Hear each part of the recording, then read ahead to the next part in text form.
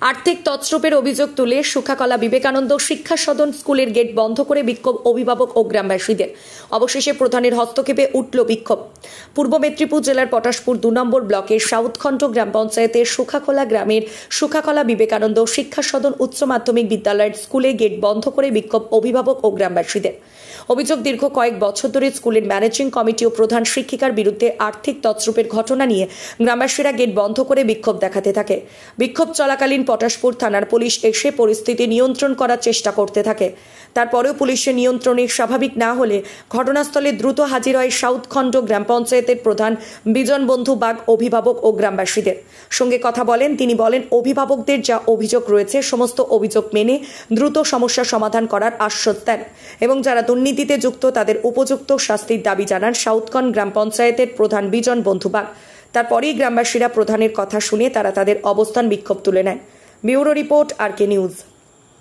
এখানে বসবে না বলে বলেছে আপনাকে? সেই স্যারকে আমি এক্ষুনি ফোন করছিলাম, ওনারা বললেন সেই স্যার প্রধান না হলে ঢুকতে দিব না। তারপরে আচ্ছা ঠিক আছে দেখছি, খান ফোন করে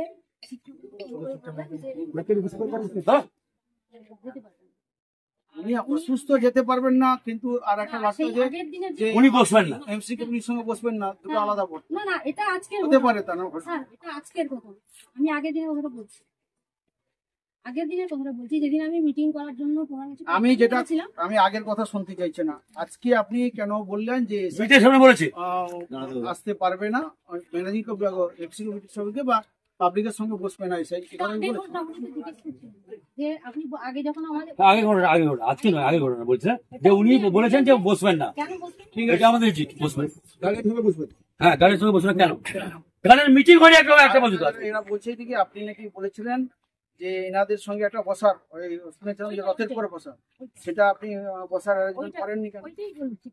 ওইটাই নিয়েই আমি গেছিলাম যে আমার ম্যানেজমেন্টের সঙ্গে আলোচনা করে ডেট করবো। ওনারাও ঠিক আছে, হ্যালো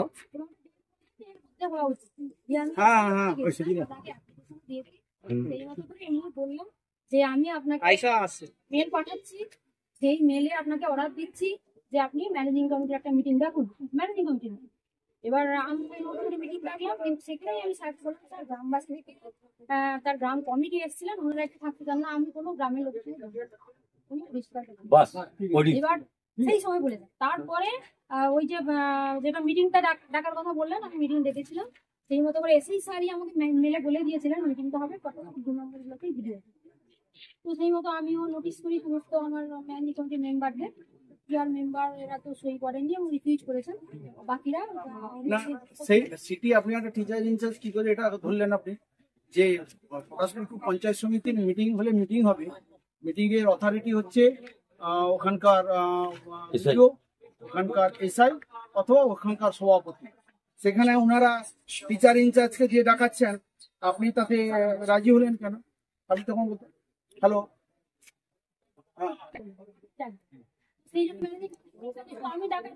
এসআই এখানে তো